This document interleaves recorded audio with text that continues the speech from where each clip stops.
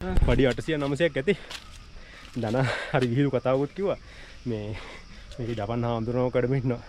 ඉතින් මං හිතුවා මේ ජපන් හාමුදුරුවෝ කොහොමද යන්නේ කියලා. එයා කිව්වා මෙතන ගෘහ නිර්මාණය වුණත් ඊටාම ලස්සන නිර්මාණයක් වෙලා තියෙනවා. ජපාන් සංස්කෘතියට අනුව තමයි මෙතන ගෘහ නිර්මාණ සිද්ධ වෙලා තියෙන්නේ. ඔයගොල්ලන්ට බලන්න පුළුවන් සියල්ලම ජපන් විදිහට ජපනීස් ට්‍රැඩිෂනල් ස්ටයිල් එක. දනා මේ කොහෙද අපි ඉන්නේ? අපි දැන් වලපනේ සාමචෛත්‍යය බලන්න යන්නේ. මේ යන ගමන් මග ඉන්නේ. පඩිපලේ ලස්සන පඩිපලක් හම්බ වෙනවා. මේ පඩිපලේ උඩටම ගියාම තමයි සාමචෛත්‍යය තියෙන්නේ. මේ සාමචෛත්‍යය ජපන් හාමුදුරු කෙනෙක් වැඩ වාසය කරා. උන්වහන්සේවත් අපි පුළුවන් වුණොත් හම්බ වෙන්න බලාපොරොත්තු වෙනවා. දනෝ හති නේද? ඔව්. ඒකනේ. පඩි කීයක් විතර ඇද්ද?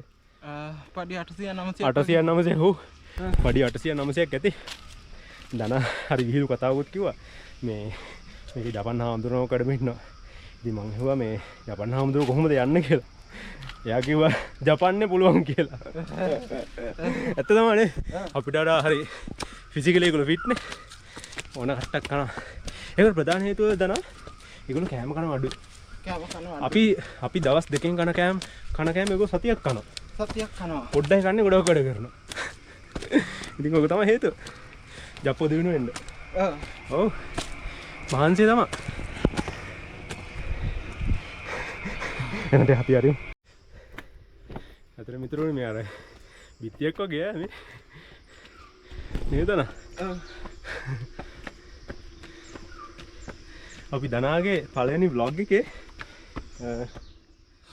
හරි ලස්සන අමාරු දාඩි දාන ආරම්භයක්. ඔව්.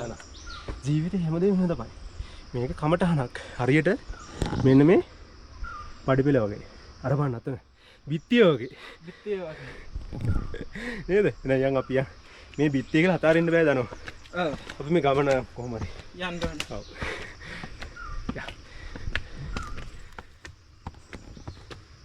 මේ ටික නම් මිත්‍රෝනේ කෙලින්ම බිත්තිය වගේනේ.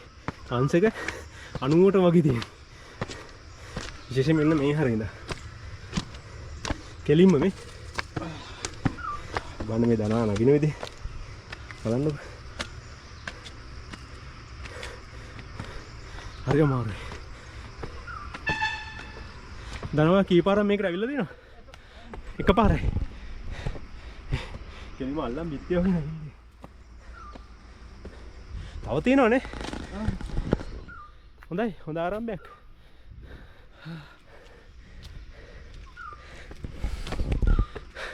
උඩට යන්න. අර වගේ බිත්තියක් නගින් තියෙනවා. යන්න දනෝ අතාරින්න බෑ. කොහොම හරි යමන් කොල්ලෝ. ලොකු දුරක් එන්න තියෙනව නේද නා?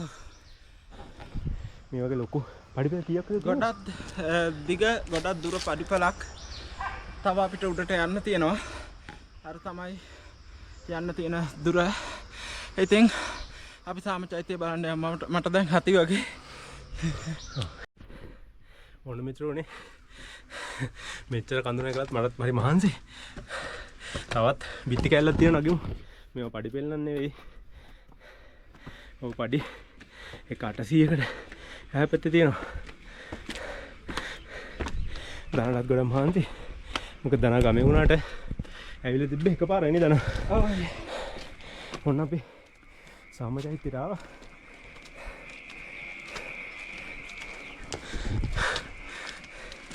පුදුම අවරශ්මිකුත් තියෙනවා. තවත් තියෙනවා. තවත් නගින්න තියෙනවා. ඔන්න සාමචෛත්‍යයට ආවා.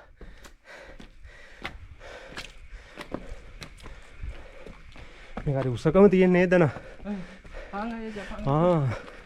තමයි ජපාන් පන්සලේ කොටද මොන කියන්නද නා?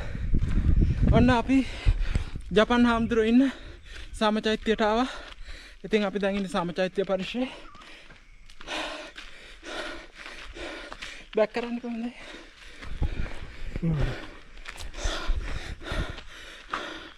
මේ ඔයගොල්ලන්ට පේනවා ඇති ජපාන් අකුරු.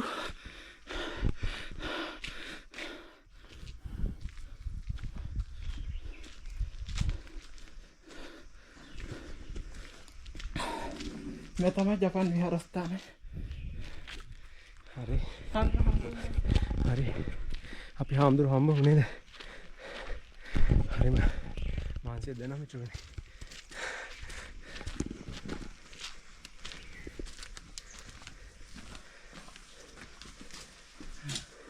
කොහමයි අපේ ස්වාමීන් වහන්සේ ඉන්නවද වැඩ ඉන්නවද පින්නපාතේ ගිහලාද වැඩ පින්නපාතේ ජපන් හාමුදුරුවනේ ඔන්න හාමුදුරුවෝ පින්නපාතේ ගිහලා දනෝ කමන්නේ අපි පොඩ්ඩ චෛත්‍යයේ පැත්තේ බලමුනේ අර හරියට යන්න ටිකක් නිදහස් තැනට හාමුදුරුවෝ වඩින්නේ නේද කොයි පැත්තෙන්ද උන්වහන්සේ වඩින්නේ අර පැත්තෙන්නේ හරි කොහොම මේ දිශාවට එනවන්නේ හරි අපි එනම් මේ උන්වහන්සේ දෙනකම් වගේ පොඩ මේ හරි යමු අන්න අතන අර කුල්න ගාවට යන්න දනෝ යංගයි අන්න හරි එතෙන්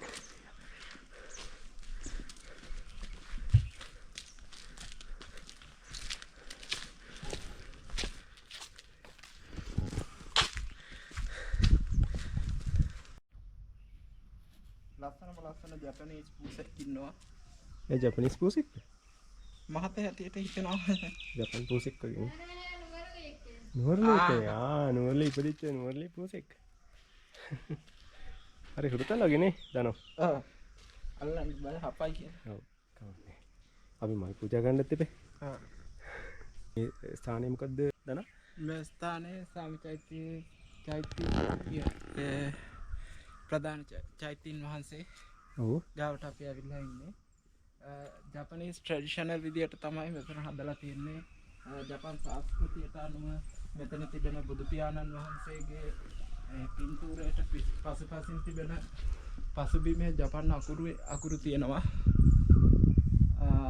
ඊට අමතරව ජපන් සංස්කෘතියට අනුව තමයි බුදු පියාණන් වහන්සේගේ රූපේ පවා අපිට දකින්න ලැබෙන්නේ හරිම ලස්සන තැනක් නේද දන හරිම ලස්සන තැනක් සාමාන්‍ය සංචාරකයෝ එහෙම එනවා ඇති නේද මේක බලන්න සංචාරකයෝත් ගොඩක් එනවා බහුල වශයෙන් විදේශිකයෝ වගේ මේ ස්ථානේ ටිකක් හැංගිලා තියෙනවා වගේ ස්ථානයක් වැඩිය වලපලේට එන කෙනෙක්වත් දන්නේ නැති තැනක් අනිවාර්යෙන් මේ ස්ථානයට ඇවිල්ලා බලන්න ඔයාලට හොඳ එක්ස්පීරියන්ස් එකක් ගන්න පුළුවන් අර ඈතින් ලස්සන කඳු වලල්ලක් අපිට බලා ගන්න පුළුවන් දර්ශනය වෙනවා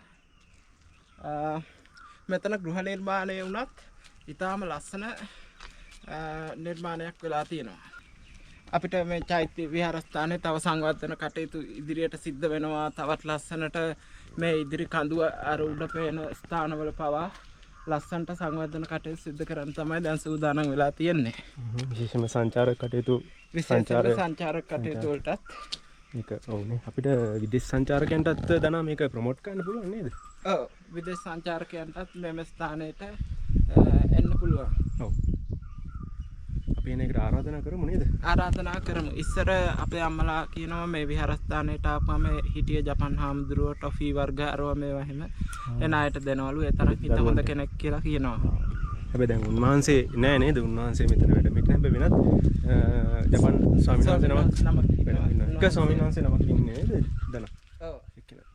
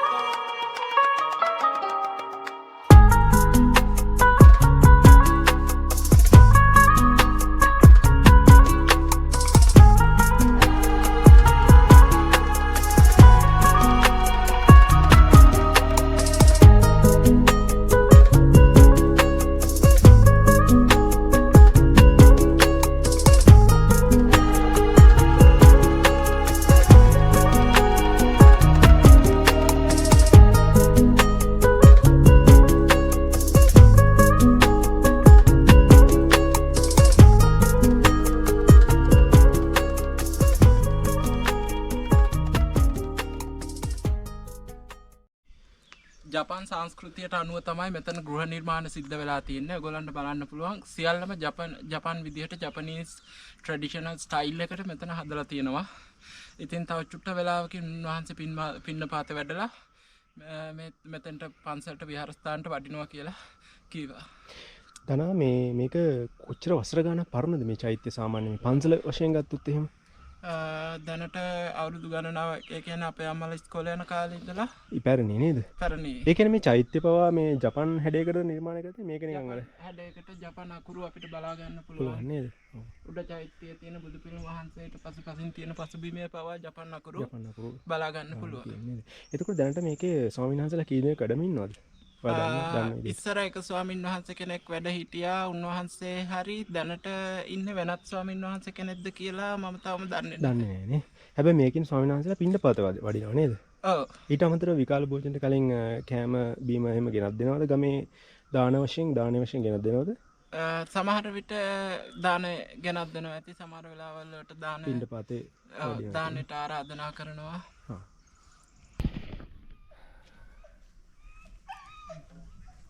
අපි යමු ස්වාමීන් වහන්සේ ළඟට යමු එහෙනම්. එතන නමස්කාර කරලා අපි ස්වාමීන් වහන්සේ ඔන්න දානා අරිගාතෝ. අරිගාතෝ ගොසයිමස්. කොනිචිවා කොන්බන්වා. අරිගාතෝ. ස්වාමීන් වහන්සේට මේ ජපන් භාෂාව සිංහල භාෂාව කතා කරන්න පුළුවන්? ටික පුළුවන් නේද? ඔන්න එහෙනම් චුට්ටක් කතා කරන්නකෝ දානා. එච්චර ජපන් බෑ. නෑ සිංහලෙන් කතා කරන්න. හාමුදුරුවෝ ඔබ වහන්සේගේ නම මොකද්ද? තකසිමා.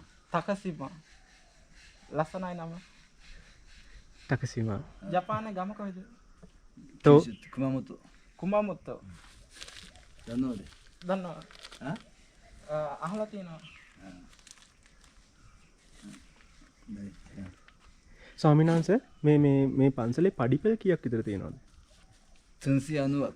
390ක්. අපිට ලොකු ගාණක් විතර දැනුණාට ඒක 390ක් විතර තියෙන්නේ. ඔව්. 390ක් තියෙනවා. ඉතින් ස්වාමීන් වහන්සේ මේක දිගටම නගිනකොට අපහසුයක් අමාරුවක් දැනෙන්නේ නැද්ද? දැන් නගින්න බහිනවා. බහිනවා විතරයි. එතකොට පල්ලයට ගිහලා උඩට එන්නේ කොහොමද? වීරේගේ. ත්‍රිවිල් එකේ. ත්‍රිවිල් එකේ එන්න පුළුවන්. අමාරු බඩුත් නගින්න. සිනෝනේ. එතකොට මේක මොන නිකාය වගේ ඒ වගේ දේවල් ටික අහන්නකෝ දනෝ? නිකාය මොකද්ද බං? නිකාය.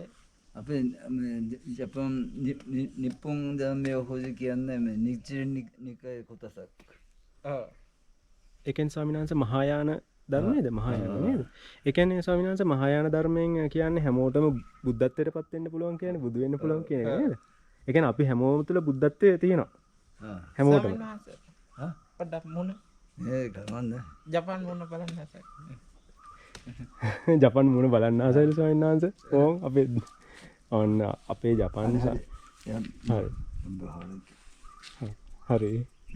හරි ස්වාමීන් වහන්සේ බොහොම ස්තුතියි. ඇත්තටම හරි ස්වාමීන් වහන්සේ උන්වහන්සේට ඇත්තටම දැන් අර වතාවත් වලට පොඩි අමාරුවක් වෙන නිසා මොන මේ මිත්‍රවරුනි මේ හරිම මේ ජපාන් ස්වාමීන් වහන්සේලා කියන්නේ ඒගොල්ලෝ කාර්යබහුල මොහොතේ අපිට කාලයක් දුන්නා නේද දනා? හොඳ කාලයක් දුන්නා. මොකද ඒගොල්ලෝ හරි කරුණාවන්තයි. වගේම අර මේ විනය කියන එකත් හරි මුඩින්ම තියෙන පිරිසක් නේ. ඔන්න අර ඒ වතාවත් තියදී තමයි අපිට මේ ඉඩ දුන්නේ. ඉතින් දනවා අපි චුට්ටක් බලන්න යන්නේ නේද එතෙන්ද? යම්. ඔන්න අපේ දනා අනිත් පැත්ත අරන් දනවා. අනිත් පැත්ත ආන් එහෙම අරනවා යන්න ඉස්සෙල්ලා. ඔන්න දනා මගේ